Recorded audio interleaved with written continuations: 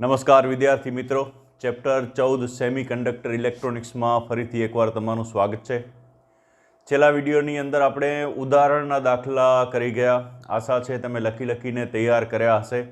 એના જેવા જ કેટલાક દાખલા સ્વાધ્યાયની અંદર આપેલા છે અને એ ઉપરાંત ડિજિટલ ગેટ્સને અનુલક્ષીને પણ દાખલા આપેલા છે.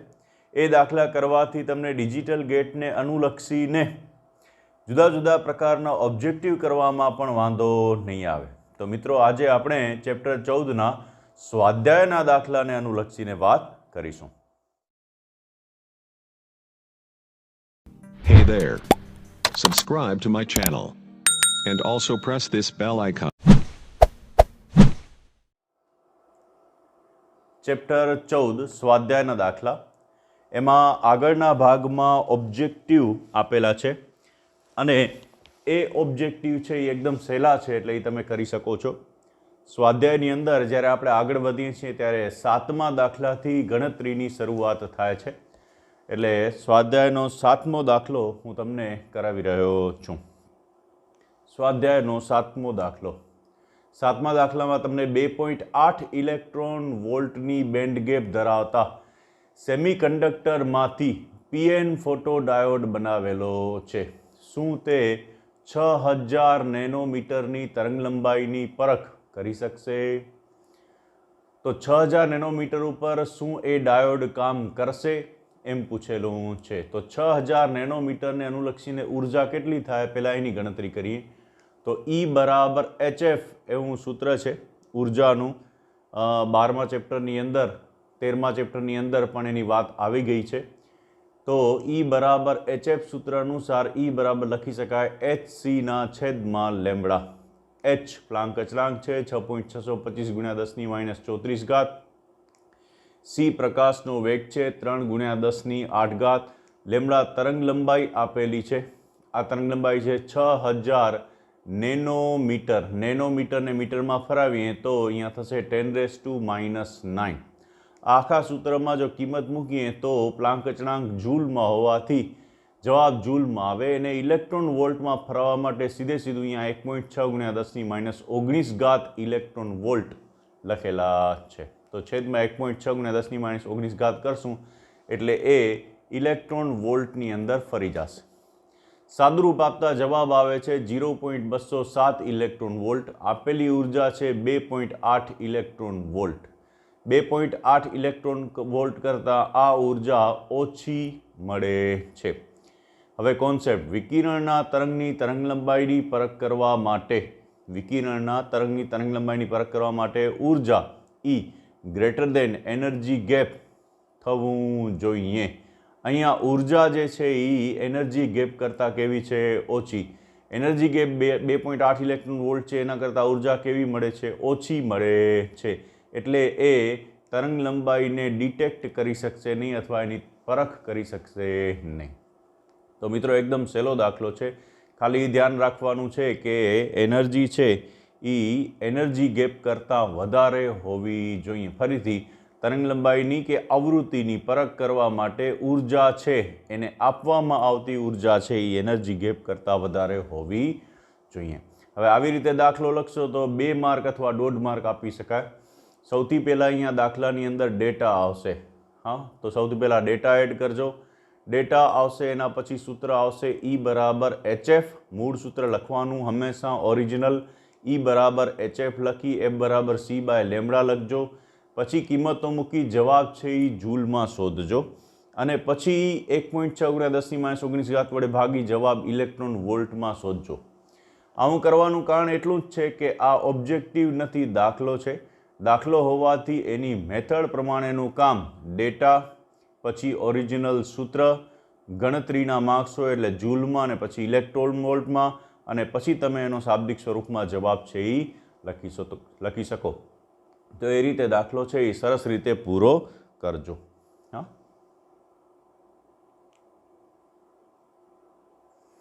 આગળ વધીએ. દાખલા નંબર 8. આવો દાખલો છે એ ઉદાહરણમાં આપણે કરી ગયા છીએ. 1 મીટર ક્યુબ દીઠ સિલિકોનના પરમાણુની સંખ્યા 5 × 10⁻28 છે. તેને એ જ સમયે એક જ સમયે આર્સેનિકના 5 × 10⁻22 પરમાણુ પર મીટર ક્યુબ અને ઇન્ડિયમના 5 × 10⁻20 પરમાણુ પર મીટર ક્યુબ વડે ડોપિંગ કરવામાં આવે છે. હવે આર્સેનિક જે છે એ પેન્ટાવેલેન્ટ છે, એટલે જ્યારે તમે 5 × 10⁻22 નાખશો પરમાણુ પર મીટર ક્યુબ ત્યારે એટલા તમને ઇલેક્ટ્રોન મળશે. અને ઇન્ડિયમ છે એ ટ્રાયવેલેન્ટ છે, એટલે એટલા તમને હોલ મળશે.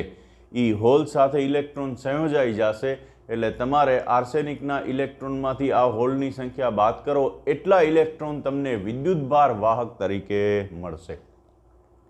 એનું ડોપિંગ એક સાથે કરવામાં આવે છે. તો ઇલેક્ટ્રોન અને હોલની સંખ્યા ગણો. આપેલ છે કે Ni એટલે શુદ્ધ અર્ધવાહકમાં એટલે સિલિકોનના પરમાણુમાં નમૂનામાં 1.5 × 10⁻16 એટલા પર મીટર ક્યુબ જેટલા વિદ્યુતભાર વાહકો છે. આ દ્રવ્ય છે એ N પ્રકારનું છે કે P પ્રકારનું હશે? તો ગણતરી પરથી કહેવાનું છે, જો ઇલેક્ટ્રોનની સંખ્યા વધારે આવશે તો N પ્રકારનું થશે, જો હોલની સંખ્યા વધારે આવશે તો P પ્રકારનું થશે. હવે સીધી વાત છે કે અહીંયા આર્સેનિકમાં 10⁻22 છે અને ઇન્ડિયમમાં 10⁻20 છે, એટલે ઇલેક્ટ્રોનની સંખ્યા વધારે આવશે એટલે એ N પ્રકારનું જ થશે. રાઈટ. હવે એ ઇલેક્ટ્રોનની અને હોલની સંખ્યા ગણવાની છે. તો ઇલેક્ટ્રોનની અને હોલની સંખ્યા ગણવા માટે ધ્યાન આપજો. ડોનર અશુદ્ધિ એટલે આર્સેનિક માટે 5 × 10⁻22 પર મીટર ક્યુબ ઇલેક્ટ્રોન થશે. એક્સેપ્ટર અશુદ્ધિ એટલે હોલ માટે 5 × 10⁻20 પર મીટર ક્યુબ એટલા હોલ થશે.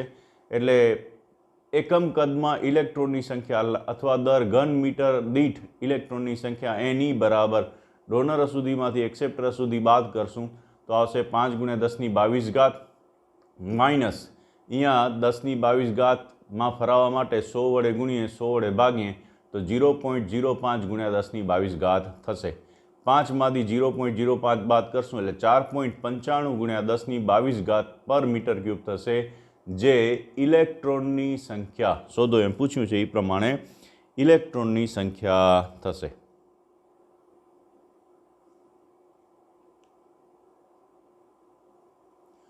હોલની સંખ્યા ગણવા માટે આપણી પાસે સૂત્ર છે. પુનઃસંયોજનનો દર Ni² બરાબર Ne × NH. NH ને સૂત્ર કરતા બનાવો Ni² Ne. એને આપેલા છે, એની શોધ્યા, કિંમત મૂકી અને સાદુરૂપ આપીએ તો જવાબ આવે છે 0.45 × 10⁻10 અથવા એને લખી શકાય 4.5. હા, એક સંખ્યા પછી ડિજિટ રાખીએ, પોઈન્ટ રાખીએ તો 4.5 × 10⁹ પર મીટર ક્યુબ.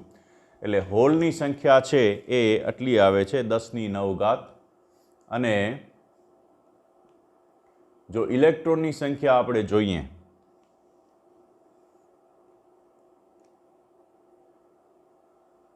તો ઇલેક્ટ્રોનની સંખ્યા આવે છે 4.95 × 10⁻22. 4.95 × 10⁻22 છે અને હોલની સંખ્યા 10⁹ છે. હવે એને કારણે ઇલેક્ટ્રોનની સંખ્યા વધારે છે, એટલે દ્રવ્ય જે છે એ N પ્રકારનું થશે. તો મિત્રો બહુ જ સહેલો દાખલો છે. ખાલી તમારે ક્વેશ્ચન છે એ બરોબર રીતે સમજવાનો છે કે એક સાથે પેન્ટાવેલેન્ટ અને ટ્રાયવેલેન્ટ અશુદ્ધિ નાખવામાં આવે તો ઇલેક્ટ્રોનની સંખ્યા છે એ વધારે હોય છે. ઓકે, તો આ બે દાખલા મહત્વના છે. એના પછી બહુ લાંબા અમુક દાખલાઓ છે. હા, જે લાંબા દાખલાઓ છે એને JEE વાળા માટે છોડી દઈએ. હા, એ JEE વાળા ભલે કરે, આપણે આટલા મોટા દાખલાઓ કરવાની જરૂરિયાત નથી. સ્વાધ્યાયના 11મા દાખલા તરફ આપણે આગળ વધીશું.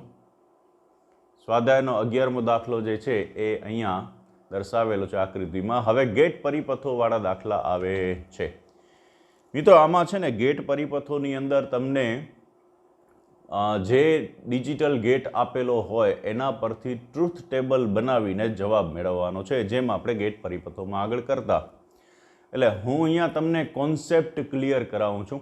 આખા દાખલા કરવાની જવાબદારી તમારી.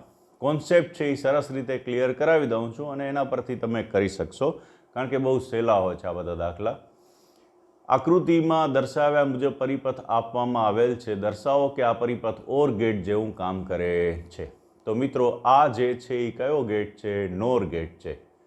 હા, આગળ વર્તુળ છે એટલે એના પરથી NOR ગેટ કહી શકાય. NOR ગેટની બાજુમાં શું છે? NOT gate. એટલે સીધી વાત છે, નોર ગેટ છે એનું સિગ્નલ આ શું કરી નાખશે, ઉલટાવી નાખશે. એટલે આ વર્તુળ નોટ ગેટની નિશાની છે. યાદ કરો, નોર ગેટ થિયરી આપણે કરી ગયા ત્યારે વર્તુળ નોટ ગેટની નિશાની છે. નોટનું નોટ કરશો એટલે સિગ્નલ ઉલટાઈ જશે, બાકી શું બચશે, ઓર. એટલે આ જે આપેલું કોમ્બિનેશન છે નોરની આગળ નોટ, તો એ ઓર ગેટ જેવું કામ કરશે. હવે તમારે એ ટ્રુથ ટેબલથી સાબિત કરવાનું છે. કેવી રીતે કરશો, તો કે બે સિગ્નલ લઈએ A અને B. બરાબર, યાદ રાખજો, આ જે છે એ લોજિક છે. લોજિક ગેટનું લોજિક છે એ આ છે. આમાં જેટલી કોલમ બનતી હોય તમારી એ લાઇનમાં લખતા જવાની. જરૂરી નથી કે બુકમાં લખેલું હોય એટલી જ કોલમ બને, તમારે અહીંયા લાઇનમાં લખી નાખવાની. બરાબર, ફોર એક્ઝામ્પલ આ A છે, B છે, A છે, B છે. પછી A અને Bનું શું કરશું, ઓર. પછી એનું શું થશે, નોટ, A ઓર Bનું નોટ. હા, તમે Y, Y dash, Y double dash એવું નામ નહીં આપો તો ચાલશે, છેલ્લે વાય છે. હા, એટલે A આપો, પછી B આપો, પછી A ઓર B, પછી A ઓર Bનું નોટ, પછી A ઓર Bનું નોટનું નોટ આવ્યું, જેને આપણે કહીશું વાય. રાઈટ, તો એ રીતે પછી 0 0 1 1 0 1 0 1 ફિક્સ છે, અને સરવાળો કરતા જાઓ, A ઓર B ઓર કરતા જાઓ, પછી A ઓર Bનું નોટ કરો, અને નોટનું પાછું નોટ કરો, એટલે અહીંયા આવશે. હવે અહીંયા જે છે ને એક વધારે કોલમ બનાવી નાખો. જે તમને પૂછ્યું હોય કે દાખલા તરીકે આ પરિપથ ઓર ગેટ જેવું કામ કરે છે, તો અહીંયા ઓર ગેટ છે એનો એક કોલમ છે અહીંયા હોવી જોઈએ. એટલે A ઓર B ખાલી એટલું લખીને એ કોલમ અહીંયા બનાવી નાખો. છેલ્લી બે કોલમ એટલે A ઓર Bની કોલમ અને આ કોલમ વાયની જે જવાબ છે પરિપથનો, એ બંને કોલમ સમાન આવે. એના પરથી એમ કહી શકાય કે આપેલ પરિપથ છે એ ઓર ગેટ જેવું કામ કરે છે.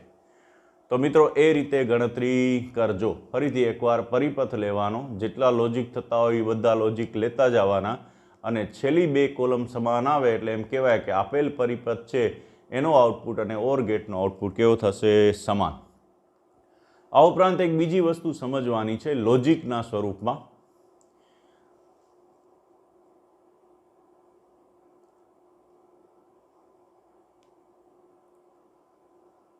A ઓર B, હા, બુલિયન સમીકરણ પરથી A ઓર Bનું નોટ શું થશે, A ઓર B. એટલે જ્યારે નોટનું નોટ કરીએ છીએ ત્યારે કેન્સલ આઉટ થઈ જાય છે. આ કોન્સેપ્ટ આપણે આ દાખલા પરથી મળે છે. ફરીથી નોટનું નોટ કરશું તો એ સિગ્નલ પાછું મૂળ સિગ્નલના સ્વરૂપમાં મળી જશે. તો એ કોન્સેપ્ટ છે ધ્યાનમાં રાખજો. આકૃતિમાં દર્શાવ્યા મુજબ પરિપથ આપેલ છે, એન્ડ ગેટ જેવું કામ કરે છે એવું દર્શાવવાનું છે. હા, હવે તમને ખ્યાલ આવી ગયો હશે, આપેલ પરિપથ છે તો બે નોટ ગેટ છે, પછી ઓર ગેટ છે, ને વળી એનું નોટ કરેલું છે, એટલે આ નોર ગેટ છે એ વાય સ્વરૂપમાં મળે છે. તો કેવી રીતે લખાય ટ્રુથ ટેબલ વિચારો. તો પહેલાં A આવશે, પછી B આવશે, પછી A નોટ આવશે, B નોટ આવશે. આ જગ્યાએ A નોટ લખી શકાય, આ જગ્યાએ B નોટ લખી શકાય. પછી A નોટ અને B નોટનું ઓર કરવાનું, એટલે A not plus B not, અને પછી એનું નોટ કરવાનું. એ થશે આપણા માટે આઉટપુટ વાય.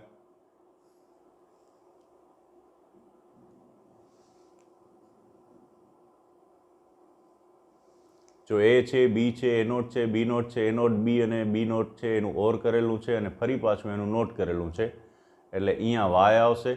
અને જો એ એન્ડ ગેટ જેવું કામ કરે છે એટલે છેલ્લું કોલમ જો અહીંયા એ લોકોએ આપેલી છે, આ બંને કોલમ સમાન આવે એટલે એમ કહી શકાય કે આપેલ ગેટ છે એ એન્ડ ગેટ જેવું કામ કરે છે. હવે અહીંયા એક કોન્સેપ્ટ સમજવાનો.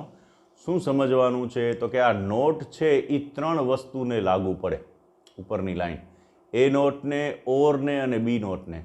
A નોટને જ્યારે લાગુ પડશે ત્યારે એમાં A થઈ જશે, B નોટને લાગુ પડશે ત્યારે B થઈ જશે, પણ ઓરને લાગુ પડશે તો શું થઈ જશે, એન્ડ. એટલે આ યાદ રાખજો કે નોટ જ્યારે લાગુ પડશે ઓરને ત્યારે એન્ડ થઈ જશે. હા, અહીંયા એન્ડ ઉપર લાગુ પડે દાખલા તરીકે નોટ, તો એન્ડનું શું કરી શકાય, ઓર. તો એ બુલિયન સમીકરણ પરથી પણ તમે એ વસ્તુ કરી શકો. બાકી આપણે બધી જ સાબિતી છે એ તો ટ્રુથ ટેબલથી જ કરવાની છે. નંબર 16, આકૃતિમાં દર્શાવ્યા મુજબ જોડેલ નેન્ડ ગેટના પરિપથ માટે ટ્રુથ ટેબલ લખો. તો A છે, અહીંયા A હોય એટલે આને A ગણો અને આને B ગણો, જ્યાં B બરાબર A લખી શકાય. હા, આ A છે, આ B બરાબર A છે, એટલે આ A છે. પછી બી બરાબર એ છે. આ હું એટલા માટે કર્યું, આમ તો અહીંયા એ ને અહીંયા એ લખીએ તો ચાલે, પણ એવી રીતે કર્યું છે જેથી આપણે એ વસ્તુને સારી રીતે સમજી શકીએ ટ્રુથ ટેબલમાં. તો એ એટલે 0 1 હોય તો બી એટલે 0 1 જ હોય, કારણ કે બી બરાબર એ છે. પછી એ બેનું એન્ડ ગેટ કરેલું છે એટલે એ એન્ડ બી થાય, પછી એનું નોટ છે એટલે એન્ડ બીનું નોટ થશે, અને ફાઇનલી આઉટપુટ મેળવવાનો છે. તો તમે જુઓ 0નું 1 થઈ જાય છે, 1નું 0 થઈ જાય છે, એટલે એ નોટ કે બી નોટ જેવો આઉટપુટ મળે છે. એ નોટ કે બી નોટ જેવો આઉટપુટ મળતો હોવાથી આપણે એમ કહી શકીએ કે કોન્સેપ્ટ કહી શકીએ કે જ્યારે નોર ગેટ છે નેન્ડ ગેટ છે એના બંને છેડા શોર્ટ કરી નાખવામાં આવે ત્યારે એ નોટ ગેટ જેવું કામ આપે છે. ફરીથી નોર ગેટ અથવા નેન્ડ ગેટ, હા, જે નેન્ડ ગેટમાં લાગુ પડશે ને એ નોર ગેટમાં અહીં પણ લાગુ પડે છે. એ પણ તમે તમારી રીતે ચેક કરી શકો છો ટ્રુથ ટેબલ દોરીને, કે નોર ગેટ કે નેન્ડ ગેટના જ્યારે બંને છેડા શોર્ટ કરી નાખવામાં આવે છે ત્યારે એ નોટ ગેટ જેવું કામ આપે છે. આ કોન્સેપ્ટ અને ખાસ ખ્યાલ રાખજો, એ ઘણી બધી જગ્યાએ ઉપયોગમાં આવશે.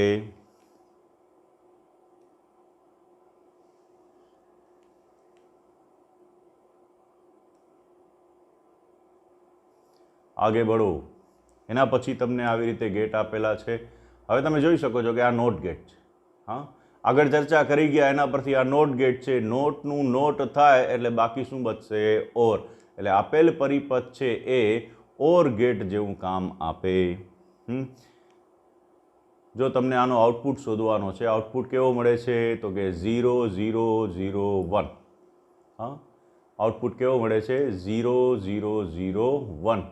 તો જો આ નેન્ડ ગેટ છે, નેન્ડ ગેટ છે અને એની બાજુમાં જે છે એ નોટ ગેટ છે. તો નેન્ડ ગેટને આ નોટ અને નોટ ઉડી જાય તો બાકી શું બચશે? And gate. તો આ જે છે એ એન્ડ ગેટ જેવો આઉટપુટ છે 0 0 0 1. આમાં શું છે, તમારે છેલ્લો આઉટપુટ 5 ગેટ માટે યાદ રાખવો પડશે.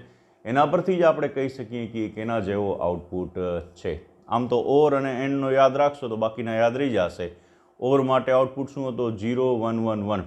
અને એન્ડ માટે આઉટપુટ શું હતો? 0 0 0 1. હા, એટલું બે યાદ રાખશો એટલે એના પરથી નોર ને એન્ડ તો યાદ રહી જ જાય. નોટમાં તો સિગ્નલ ઉલટાય છે, ખાલી 0 1 હોય તો 1 0 થાય. એટલે ઓર અને એન્ડ એ બેના આઉટપુટ છે એ બરોબર યાદ રાખો એટલે બાકીનું બધું સરસ યાદ રહી જશે. હવે આઉટપુટ પરથી આપણે નક્કી કરી શકીએ કે કયા ગેટ જેવું કામ કરે છે. આગળ વધીએ. આ પ્રકારનો એક પરિપથ આપેલો છે તમને, ચેક કરજો. પરિપથની અંદર 2 નોટ ગેટ છે. હવે હવે છેડા જો જોડેલા હોય, શોર્ટ કરેલા હોય તો સીધું નોટ ગેટ વાંચવાનું. એટલે આનો આઉટપુટ એ નોટ અને અહીંયા આઉટપુટ બી નોટ થશે. ફરીથી અહીંયા આઉટપુટ એ નોટ થશે, અહીંયા આઉટપુટ છે એ શું થશે? બી નોટ. પછી એ નોટ અને બી નોટનું શું કરેલું છે? એન્ડ. અને એન્ડનું શું કરેલું છે? નોટ. પહેલાં બુલિયન સમીકરણ પરથી વિચારો તો એ નોટ બી નોટ એનું શું કરવામાં આવે છે? એન્ડ. અને એન્ડનું પાછું શું કરેલું છે? નોટ. હવે કરો, એ નોટનું એ થઈ જશે, બી નોટનું બી થઈ જશે અને એન્ડનું શું થઈ જશે? ઓર. એટલે એ ઓર બી જવાબ આવશે. 0 1 1 1 એ ઓર ગેટનો આઉટપુટ છે. હા, તો બુલિયન સમીકરણ પરથી કરી શકાય સીધે સીધું, અને પછી એ રીતે ટ્રુથ ટેબલ બનાવીને પણ તમે આ કામ છે એ કરી શકશો. ફાઇનલી એનો આઉટપુટ છે એ ઓર ગેટ જેવો હોય છે. એટલે એક વસ્તુ સમજવા જેવી છે કે 3 નેન્ડ ગેટનો ઉપયોગ કરીને ઓર ગેટ જેવું કામ લઈ શકાય છે. ફરીથી 3 નેન્ડ ગેટનો ઉપયોગ કરીને ઓર ગેટ જેવું કામ લઈ શકાય છે. મિત્રો, એક નેન્ડ ગેટના 2 છેડા શોર્ટ કરવામાં આવે તો નોટ ગેટ તરીકે વર્તે છે. એટલે 2 ગેટ તો થઈ ગયા, 2 છેડા શોર્ટ કરવામાં આવે તો નોટ ગેટ તરીકે વર્તે.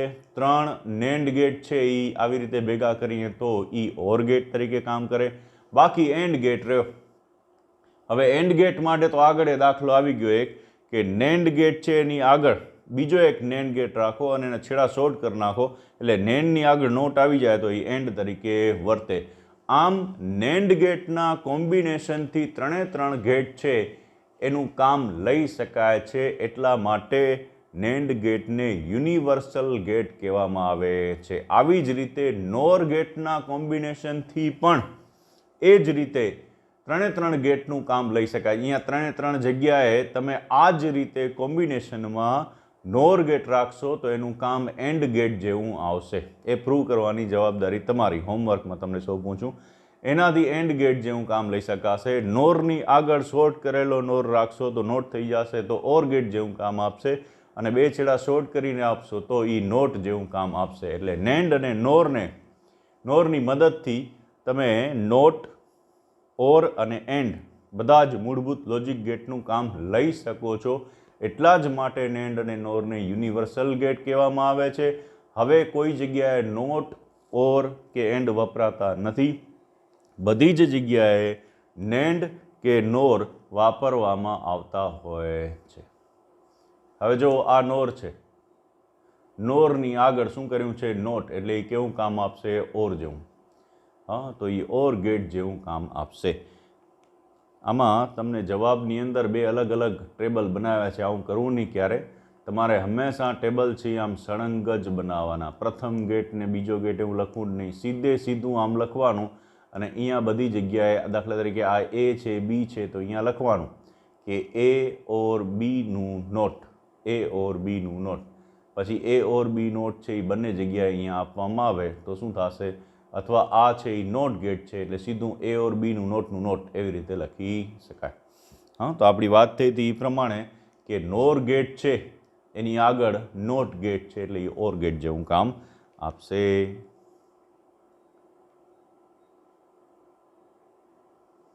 હવે આ કયો ગેટ છે? નોર. નોરની આગળ બંને છેડા ભેગા કરશો એટલે એ નોટ ગેટ જેવું કામ આપે છે. અને એ જ રીતે તમે જો આગળનો જે પરિપથ હોય એવો જ પરિપથ છે. 3 નોર ગેટનું કોમ્બિનેશન છે. 2 શોર્ટ કરેલા છે ને એક આગળ નોર ગેટ જોડેલો છે. એટલે આ આખું જ કોમ્બિનેશન છે એ એન્ડ ગેટ જેવું કામ આપશે. વાય બરાબર એ નોટ પ્લસ બી નોટ અને એનું ઓર એટલે એ એન્ડ બી થશે. રાઈટ? તો એ જે છે એ વિભાગ તમારા ઉપર છોડું છું, તમે સરસ રીતે કરી શકશો. તો મિત્રો, જે વાત કરવાની છે એ જ છે કે યુનિવર્સલ ગેટ નેન્ડ અને નોરના જુદા જુદા કોમ્બિનેશનથી નોટ, એન્ડ અને ઓરનું કામ લઈ શકાય છે. તમે એક ટેબલ બનાવો, હા, જેમાં ખાલી પરિપથ બનાવો. તમારે ટ્રુથ ટેબલ કે બીજું કાંઈ બનાવવાની જરૂર નથી. ટેબલ બનાવો, અહીંયા ટાઇટલ આપો નેન્ડ અને નોર, અને અહીંયા ટાઇટલ આપતા જાઓ નોટ, પછી ઓર અને એન્ડ. પછી એના પરિપથો દોરતા જાઓ. નેન્ડનું કયું કોમ્બિનેશન નોટ આપે, નેન્ડનું કયું કોમ્બિનેશન છે એ ઓર આપે, નેન્ડનું કયું કોમ્બિનેશન એન્ડ આપે, નોરનું કયું કોમ્બિનેશન નોટ આપે, નોરનું કયું કોમ્બિનેશન છે એ ઓર આપે, નોરનું કયું કોમ્બિનેશન છે એ એન્ડ આપે. એ રીતના 6 પરિપથ છે એ તમે દોરી નાખો એટલે તમારા કોન્સેપ્ટ ક્લિયર થઈ જશે. તમને કોઈ પણ જગ્યાએ ક્યાંય કોઈ જાતનો ડાઉટ રહેશે નહીં. પછી તમે આને અનુલક્ષીને કોઈ પણ ઓબ્જેક્ટિવ છે એ સોલ્વ કરી શકશો. ડિજિટલ ઇલેક્ટ્રોનિક્સ છે એ ફિઝિક્સનો સૌથી સહેલામાં સહેલો ભાગ ગણવામાં આવે છે. હા, અને બધાને ખૂબ મજા આવે છે હંમેશા એ કરવામાં. બસ એ જ રિક્વેસ્ટ છે, ટેબલ બનાવજો સરસ રીતે, જે કીધું છે એટલે એ, અને લખીને તૈયાર કરજો.